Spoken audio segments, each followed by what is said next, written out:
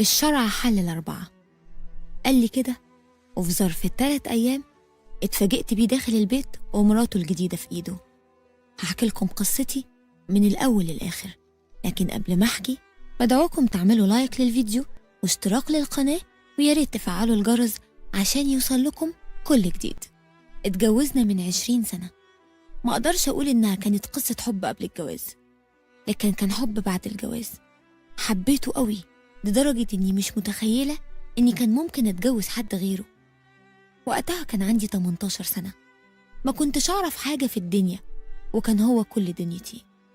كل اللي كنت أعرفه كان الطبخ وأمور البيت اللي علمتها لي ماما. كانت فاكرة إني مش هحتاج أعرف حاجة تاني، وهو كمان قال إنه مش عايز مني أكتر من إن أكون ست بيت ناجحة. عدت السنين زينا زي أي 2 متجوزين، كانت بتحصل مشاكل، لكن عمرنا ما فكرنا نبعد عن بعض. المشاكل كانت بسيطة وعادية، والحب كان أقوى. كان بالنسبة لي كل حاجة في الدنيا، لدرجة إني حاسة إني متجوزاه من يوم ما اتولدت، وإن هو اللي علمني كل حاجة في الدنيا حتى الكلام.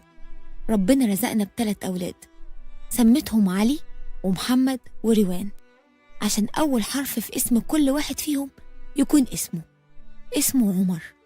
كبرت وكبروا الولاد، لكن الحب متغيرش. كنت بعتمد عليه في كل حاجة تقريبا، وما كنتش بعرف أتصرف في أي حاجة من غيره.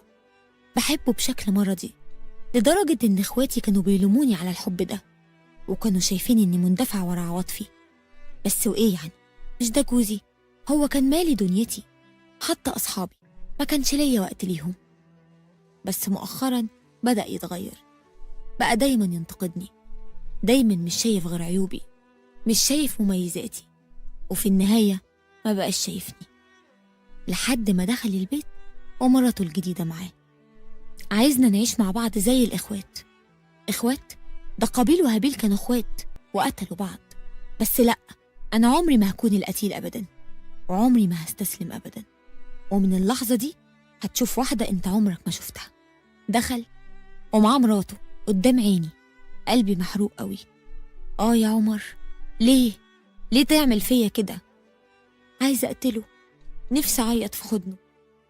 لا، عايزة يموت برضو. لا، عمري ما هقدر أعيش من غيره. هو عمل فيا كده ليه؟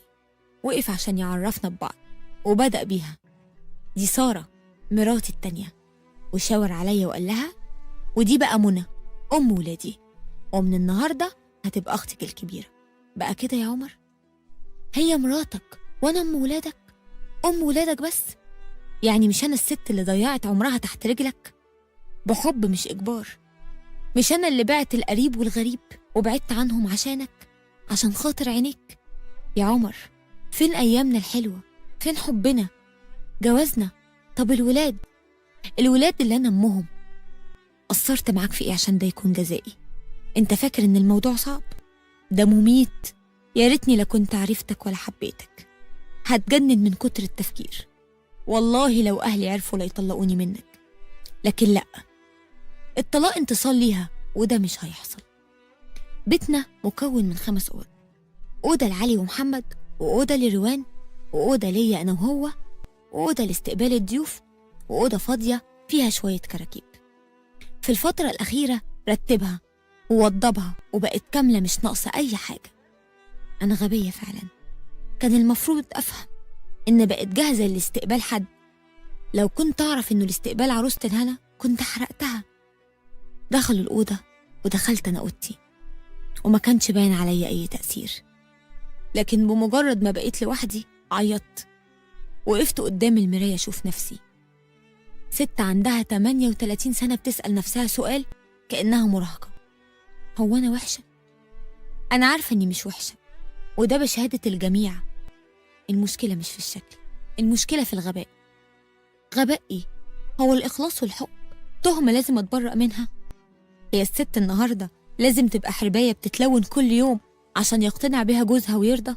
كان لازم يعني أكون لئيمة ومتلصصة عشان أعرف بيعمل إيه وبيفكر في إيه؟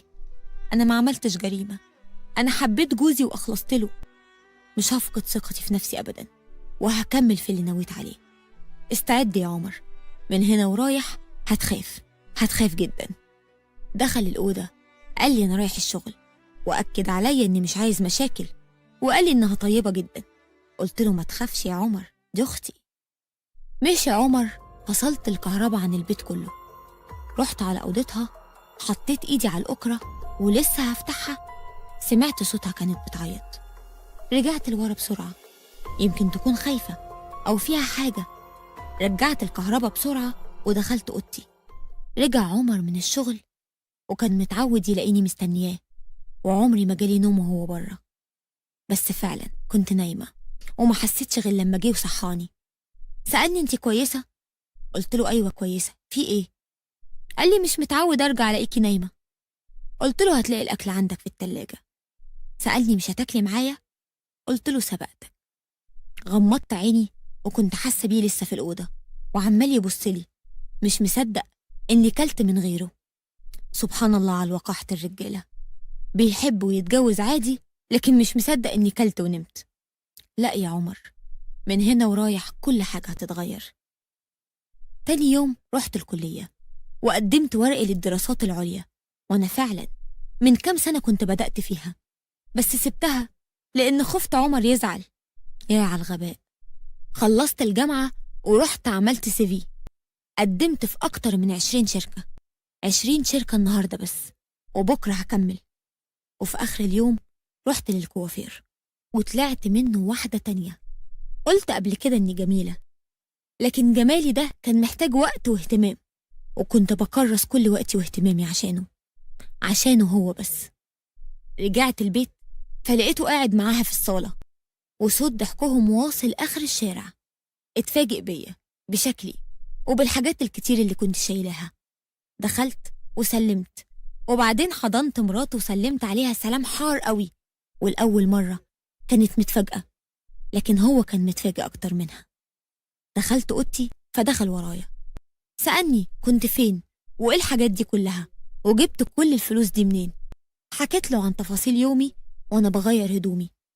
كنت بحكي له بلا مبالاة، ما بصيتش في عينيه ولا لحظة. كان مستغرب جدا. بس وليه؟ كان مستغرب من التغيير كله، وكان عارف إن ده هو ردي الوحيد على جوازه، لكن اللي هو ما يعرفوش إن ده مش هيكون ردي الوحيد. طلع من الأوضة وقعد يتكلم مع مراته بصوت واطي جدا. ما اهتمتش، ولقيته راجع يقول لي إنه عايز يتكلم معايا في موضوع مهم.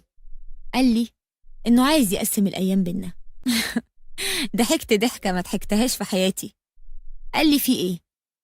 قلت له مفيش حاجة، والله أصلي مش متخيلة. رد قال لي مش متخيلة إيه؟ ده العدل وما تزعليش مني. قلت له لا أنت مش فاهمني. نقسم ليه مثلا؟ هنتخانق عليك يعني؟ هو حضرتك الحاج متولي؟ قال لي مش فاهم عايزة إيه؟ قلت له خليك معاها طول الأسبوع، طول الشهر، طول العمر، مش قصة يعني. سألني انت بتتكلمي جد؟ قلت له والله العظيم بتكلم جد. قال لي يعني انت مش فارق معاكي؟ قلت له لا. طلع من الأوضة وهو مش مصدق. هو عارف كويس اني بحبه، لكن ما يعرفش ان الحب ده بدأ يتبخر. نمت وصحيت الساعة 10 الصبح. طلعت من أوضتي وسمعت صوت مراته بتعيط لتاني مرة. يا ترى مالها؟ مش همشي غير لما افهم فيه ايه. فتحت باب أوضتها وشفت آخر حاجة ممكن أتوقعها. لقيتها واقعة على الأرض غرقانة في دمها. صرخت من الفزع وجريت عليها، ما كنتش عارفة مالها. طلبت مني أهدى، قالت لي إن ده نزيف ما تعرفش سببه. ما كنتش مصدقاها، لكن سندتها وخدتها للمستشفى، وهناك فقدت وعيها تماما. أخدوها بسرعة للدكتور، وده طبعا بعد ما سبت مبلغ تحت الحساب لأنها كانت مستشفى خاص. دخلوها أوضة العمليات وما كنتش أعرف مالها. اتصلت بعمر بس ما ردش. بعد حوالي ساعتين طلع الدكتور وقال لي إنها كويسة، لكن للأسف الجنين مات. جنين إيه؟ دي متجوزة عمر من يومين، يبقى إزاي؟ دخلت عندها الأوضة، قربت منها وقعدت، ودي كانت أول مرة نقعد مع بعض. قالت لي طبعا انتي بتسألي نفسك إيه اللي حاصل. رديت قلت لها لا عادي ولا فارق، المهم سلامتك. أنا رنيت على عمر بس هو ما ردش. قالت لا اوعي تكلميه. قلت لها في ايه؟ ردت عليا وقالت لي هفهمك. أنا وعمر بنحب بعض من حوالي سنة واتفقنا على الجواز. كان شرط عمر إننا نتجوز من غير ما حد يعرف. ووافقت عشان بحبه. بس من شهرين اكتشفت إني حامل، وكان لازم نعلن جوازنا. لكن عمر صمم إن محدش يعرف إننا متجوزين من فترة. كان خايف لا تزعلي. كنت عارفة إنه متجوز ووافقتي تتجوزيه؟ حب؟ تعرفي إيه أنت عن الحب؟ تعرفي إيه عن سنين عمري اللي ضاعت عليه وعلى الولاد؟ لكن ربنا كبير وأعدل منه إنه يسيبك. خايف يقولي لا أزعل؟ أزعل على إيه؟ لما جوزي يحب واحدة تانية ويفكر يتجوزها، يبقى إيه اللي بعد كده يهم، سواء بمعرفتي أو من ورايا؟ لما أشوف عمر هقوله ما كانش لازم يتعب نفسه ويخبي الشهرين دول. طلبت مني معرفوش إني عرفت، فقلت لها كده كده هيعرف إن الطفل مات وإن أنا اللي وديتك المستشفى. ردت قالت لأ، هو مسافر، بعد يومين في وقت صفا هبقى فهمه إن الجنين مات، بس بلاش تعرفيه باللي حصل أرجوكي. قلت لها إن عمر ما بقاش يفرق معايا أصلا، عادي خلاص. مشيت من المستشفى وما كنتش عايزة أروح. مش مهم عندي جوازة ولا حمل، المشكلة في إنه حبها، حب واحدة غيري. رجعت البيت وهي قالت لي إنها هتبات عند صاحبتها وهتقول لعمر إن صاحبتها تعبانة. لقيت الولاد قلقانين جدا، طمنتهم وعملت لهم الأكل وناموا. حضرت السفرة وجبت شمع وورد، شغلت أغنية لأم كلثوم ولبست فستان من اللبس اللي اشتريته. خبط عمر، فتحت له، اتفاجئ من شكلي. كنت عارفة إنه أكيد ما كلش من الصبح. قرب للأكل وقال انتي كلتي؟ قلت له لأ. سألني مش هتاكلي؟ قلت له لأ هاكل طبعا. قال لي افهم من كلامك ايه؟ قلت له افهم انك تروح تسخن باقي الأكل بتاع امبارح اللي في المطبخ وتاكله، أو ممكن تنزل تشتري أكل. أقولك نام خفيف أحسن. قال لي انتي بتهزري؟ قلت له يا حبيبي هزر معاك ليه؟ النهارده يوم مراتك في تحضير الأكل. رد قال لي يا منى ما تهزريش بقى، أنا فعلا مش قادر أقف. رديت قلت له خلاص اقعد، ولا ايه كبرت مش قادر. قال انا لو نزلت فعلا واكلت بره يبقى مش هرجع النهارده البيت، وكل اللي انت عاملاه هيضيع. سالته هو ايه اللي انا عاملاه والمين؟ قال لي ليا. قلت له ليك؟ لا. قال لي امال لمين؟ قلت له لنفسي. انت فاكر اني مش هسمع اغاني ولا البس كويس الا ليك انت؟ ده ليه يعني؟ انت شايف نفسك قوي كده ليه؟ قال لي منى انت جرالك ايه؟ قلت له واحده عمية وفتحت. قال لي انت طالق. طالق؟ اتصدمت جدا. حاول يتأسف لي ويحلف إنها زلة لسان وإن أنا اللي استفزيته. سبته ولميت حاجتي ورحت بيت أهلي. حكيت لأمي اللي حصل، عيطت.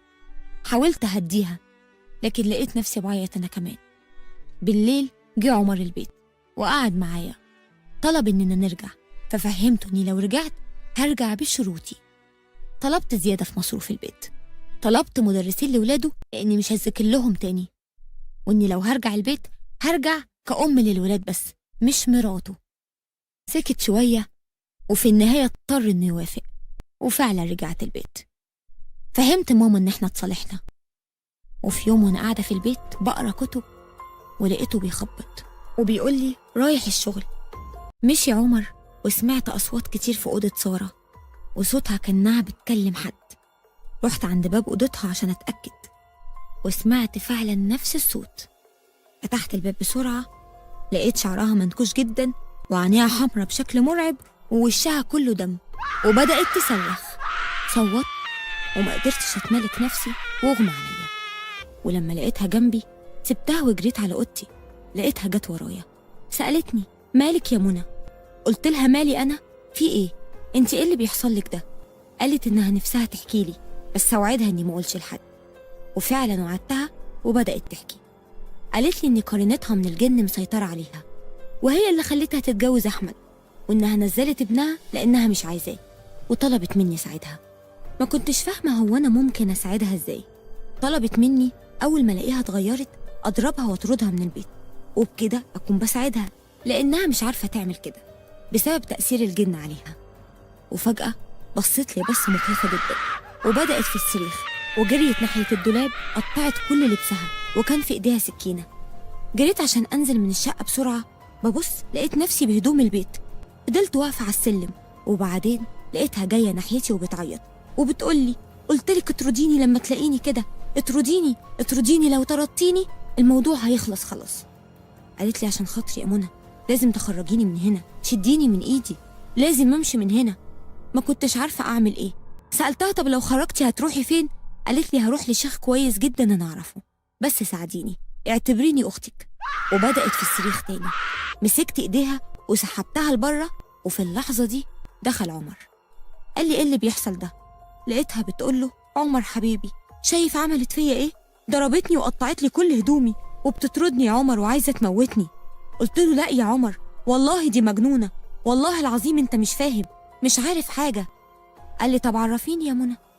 قلت له طب عايزة أكلمك لوحدنا بعد إذنك. قال لي مفيش لوحدنا يا منى. حصل إيه انطقي؟ قلت له الست دي غريبة يا عمر، مش طبيعية، انت مش عارف بتعمل ايه وبتقول ايه من اول يوم، من اول ما ابنكم مات. استغرب وسألني ابننا مين؟ بتقولي ايه يا منى؟ قلت له ابنكم اللي انت كنت مخبي عليا حملها عشان انتوا متجوزين من فترة طويلة وحاجات تانية، وبتقول ان قرينتها حبسها هنا، مش عارفة ان كانت بتكذب ولا لا. اه طبعا اكيد بتكذب، وكمان قطعت لبسها كله، تعالى شوف يا عمر. قال لي انا وسارة متجوزين من ايام. قالت له دي بتستهبل يا عمر، صدقني دي ضربتني وقطعت لي لبسي وجرتني لحد بره، الحمد لله انك جيت. رد عمر وقال انا جيت لما لقيتك بعتيلي رسالة وبتقولي الحقني. في اللحظة دي فهمت ان كل ده خطة منها عشان تقنعه باني بحاول اضربها واطردها، وللأسف فهمت متأخر، وطبعا عمر صدقها وطردني. رجعت بيت امي تاني، انهارت وعيطت. وفجأة جالي اتصال من شركة كنت مقدمة فيها. عايزة أقول لكم وأنا قدمت في شركات كتيرة، منها الشركة اللي عمر بيشتغل فيها. ويا على الحظ نفس الشركة اللي عمر بيشتغل فيها هم اللي اتصلوا بيا. رحت محل دهب وبعت كل دهبي واشتريت لبس كتير، وتاني يوم رحت الشركة في أفضل حالاتي. اتعرفت على كل الموظفين، كنت بتمنى يكون عمر فيهم، لكن واضح إنه بيشتغل في قسم تاني في الشركة. لكن فجأة دخل عمر، المدير عرفه عليا وقال له السكرتيرة الجديدة منى. كان مذهول جدا. بعد ما مشيوا جه كلمني، سألني أنا هنا ليه؟ رديت عليه وقلت له إن ده مش شغله، وإنه بالنسبة لي بقى ولا حاجة. لقيته بيقول لي أنت بقيتي حلوة كده إمتى؟ قلت له من يوم ما بعدت عنك. عدى أسبوع وكل شيء كان تمام، باستثناء رئيس القسم اللي كنت بشتغل فيه. كان دايما متابعني لدرجة إني كنت بتخنق، لحد ما في يوم طلب مني الجواز. معرفش إزاي عمل كده رغم إنه عارف إني متجوزة عمر، بس أستاذ أحمد ما كانش همه، وكان عارف إن علاقتنا متوترة. احترت جدا، هو أنا لسه بحب عمر؟ طلبت فرصة أفكر ورجعت مكتبي، لقيت عمر مستنيني. سألني كنت فين كل ده؟ قلت له ده شيء ما يخصكش. طلب مني أبطل عناد وارجع، وهو مستعد ينسى كل اللي عملته في سارة. ضحكت وقلت له انت اللي تنسى؟ هو انا اللي غلطانة؟ عموما احنا في الشغل ومش هينفع الكلام هنا. قال لي خلاص نتقابل. قلت له نتقابل. قال لي هستناكي في الكافيه اللي قدام الشغل الساعة 5. وفعلا رحت الكافيه متأخرة، قصدت التأخير. سألني اتأخرت ليه؟ ده الساعة 6 واحنا متفقين نتقابل 5. رديت عليه قلت له وفيها ايه لما اتأخر؟ ما انا ياما جيت لك بدري وياما صحيت لك بدري، عادي يعني، ما جاتش على مرة تستحملني. قلت له كنت عايزني في ايه؟ قال لي مش ناوية تعالي؟ خلاص بقى انسي اللي فات وتعالي نرجع تاني. قلت له خلصت يا عمر، ما بقاش جوايا ليك اي حاجة، وزي ما انت شايف الوضع اتغير، فانا عايزة اتفق معاك على مصير الولاد، هيفضلوا عندك ولا معايا؟ قال لي انا مش هطلقك. اتعصبت وقلت له مش بمزاجك، واصح كمان في حاجة مهمة، الولاد كبار وانا مطمنة عليهم، بنتكلم كل يوم، وبصراحة مراتك مش بتضايقهم خالص لأنها طول اليوم بره البيت، ربنا معاها. سألني بره البيت فين؟ ضحكت وقلت له بتسألني أنا؟ عموما أنا لازم أمشي دلوقتي، والأسبوع الجاي عندي ليك مفاجأتين حلوين قوي. وقفني وقال لي أنا بحبك، لسه بحبك، ومش عارف ولا متخيل إنك ما تبقيش في حياتي. جوازي من سارة مش معناه إني ما بقتش أحبك. سألت أمال معناه إيه؟ قال لي معناه إن حبيتك وحبيتها، عرفتك بالجواز عشان ده شرع ربنا، وشرع ربنا حاجة ما ينفعش اتكسف منها ولا خبيها. قلت له امال انت اتكسفت ليه وخبيت؟ ليه يا عمر؟ هو انت فاكرني عبيطة؟ انت فاكر ان انا ساذجة للدرجة دي؟ ده انت تعرف سارة من 5 سنين ومتجوزها من 3 سنين، كنت بتخليها تاخد منع حمل، ولما هي صممت تكون حامل جبتها لي لحد بيتي تعرفني عليها، ولما مراتك سقطت أنا اللي رحت معاها المستشفى. عاتبت عتاب طويل جدا ومشيت، وكنت مخضوضة ومش عارفة أعمل إيه. عربية جت بسرعة جدا وأنا بعدي الشارع، وفجأة ما حسيتش بنفسي غير وأنا في المستشفى. موظفين الشركة كلهم جم زاروني، وطبعا أولهم أستاذ أحمد. وقبل ما أخرج جه عمر سلم عليا وسألني: صحيح يا منى كنت حامل؟ الدكتور بيقول لي إن أنت كنت حامل والطفل مات، 3 شهور مخبية عليا. رديت قلت له: ما أنت مخبي عني 5 سنين. قال لي بكل ثقة: هتسامحيني يا منى عشان أنت بتحبيني. قلت له: لو كنت قلت عشان أنا بحبك كان بقى في أمل، أنت طول الوقت مراهن على حبي أنا، مراهن على اللي هترميها وترجع لها أي وقت. لو عايزنا نرجع يا عمر يبقى اتطلقها. رد قال لي: منى، مفيش علاقة بين رجوعنا وطلاقي ليها، أنا واجهتها وعارف إنها عملت عليكي أفلام وحوارات كتير. قلت له: ماشي يا عمر، عموما في ورقة مهمة هتروح لك على البيت النهاردة. قلق وسألني: ورقة إيه؟ قلت له: لما تروح هتعرف.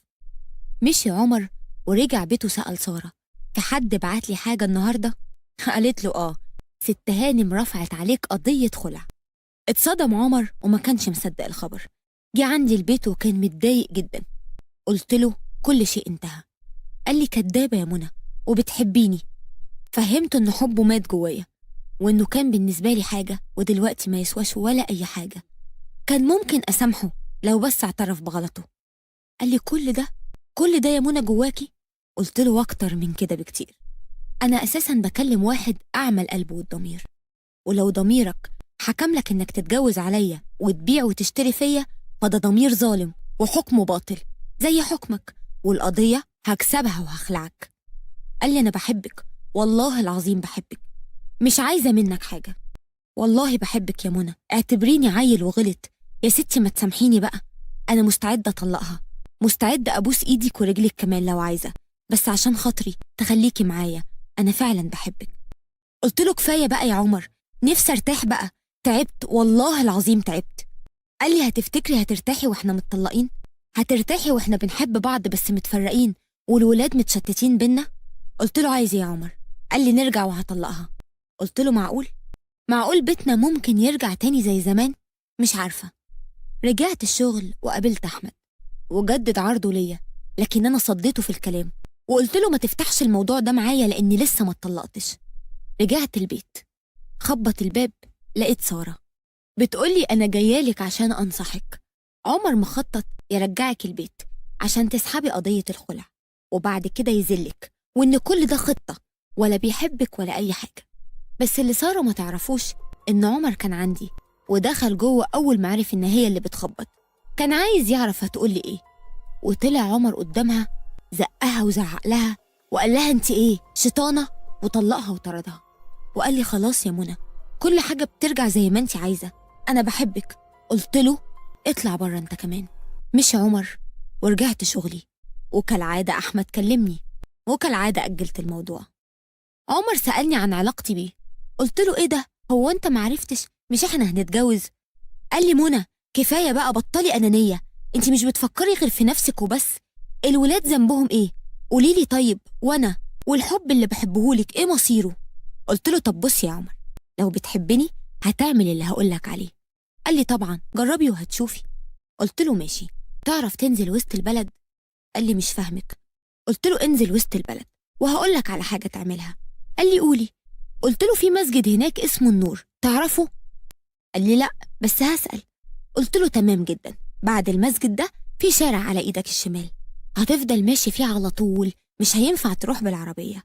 آخر الشارع ده في محل فاتح بقاله 6 شهور، المحل ده اسمه حاجات ملهاش لازمة، ده تروح تحط فيه حبك ليا، ولو اني حاسة اني لو شافوك هيحطوك انت شخصيا فيه. قال لي: انت زودتيها جدا، دي آخر مرة هتكلم معاكي فيها. قلت له: ما تنساش المحكمة الأسبوع الجاي يا عمر، ولا هتبقى في المحل إياه. يمكن أكون زودتها بس اللي عمله مش شوية. رجعت البيت لقيت محضر بيخبط عليا ومعاه ورقة. ورقة كنت بفكر 1000 مرة قبل ما أوصل للخطوة دي، مع ورقة طلاقي. اتطلقنا. ماما شافت إني بلغت في رد فعلي. رجعت الشغل ولقيته. اتكلمنا. طلب مني نرجع، بس بشروط، أهمها إن أسيب الشغل وأرجع زي ما كنت. قلت له تعالى قول كده الأستاذ أحمد بنفسك. وافق ودخل معايا، وهناك كنت محضره له مفاجأة. دخلت ورحت ناحية أحمد وقلت لأحمد يقول له على الخبر كان تحديد ميعاد خطوبتي أنا وأحمد. علاقتي بعمر اتقطعت، ومرت شهور العدة واتخطبت أنا وأحمد. كان مستعجل على الفرح، بس أنا كنت بأجله لحد ما الولاد يخلصوا امتحانات.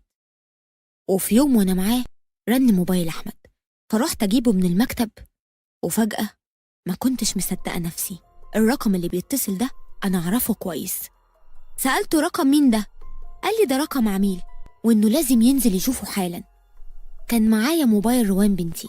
عملت مكالمة من موبايلي لموبايل روان، وقلت له إن التليفون بايظ وعايز يتصلح، وقلت له يا ريت تصلحه، بس طبعا كنت فاتحة المايك.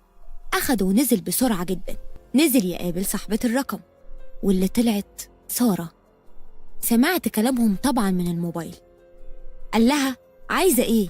مش خلاص عملت كل اللي انت عايزاه؟ ردت سارة قالت له لا طبعا لسه. قال لها لسه إيه تاني؟ ده الفرح بعد كام يوم. قالت له فرح؟ هو انتوا كمان هتعملوا فرح؟ قال لها طبعا، الهانم مصممة. قوام عملتها هانم؟ قال لها هانم ايه وزفت ايه؟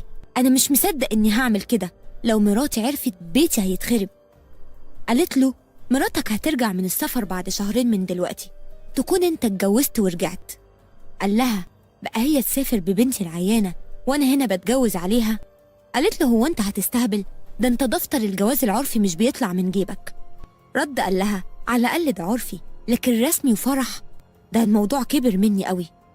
ردت قالت له ما هو يا كده يا إما مراتك هتعرف بكل جوازاتك، وهتعرف كمان إن فلوسها اللي انت بتشتغل بيها دي ياما اتسرق منها واتصرف على ستات غيرها.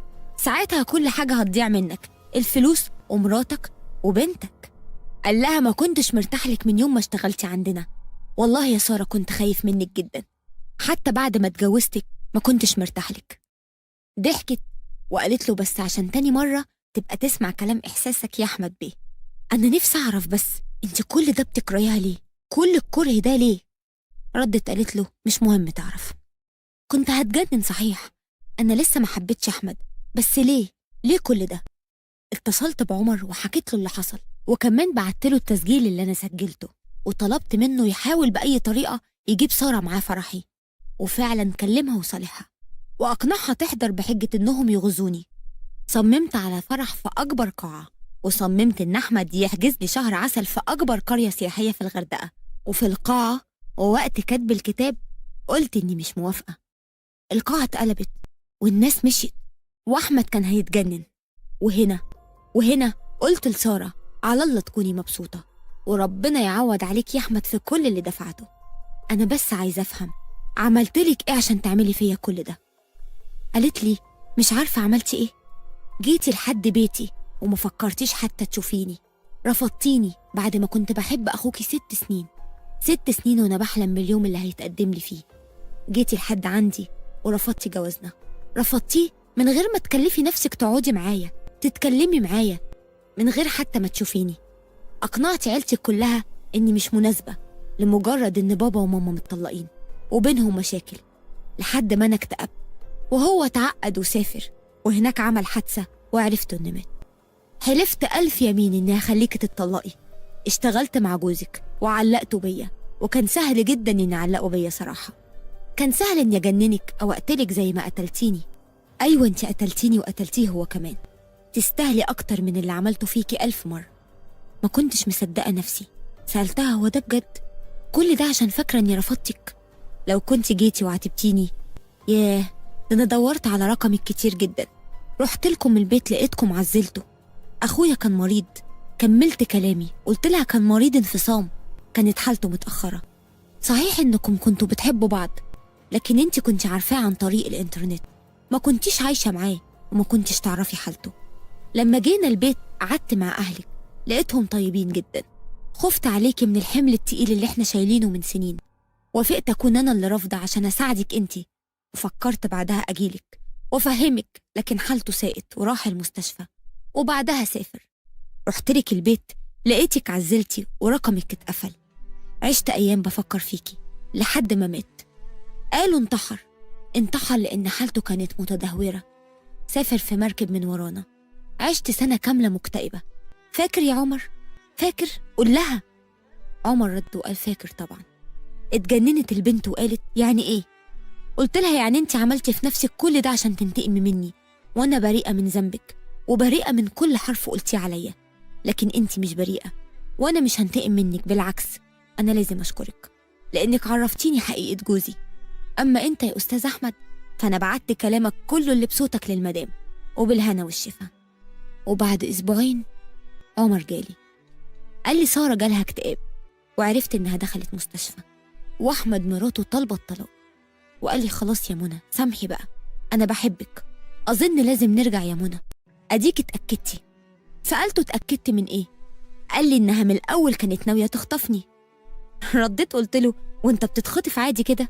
قال لي يا منى بطلي بقى، انت لسه بتحبيني، انا متأكد من مكاني عندك. قلت له انت مكانك معروف يا عمر وعمره ما هيتغير. ضحك وقال لي بجد؟ قلت له بجد، مكانك في وسط البلد في محل حاجات ملهاش لازمة.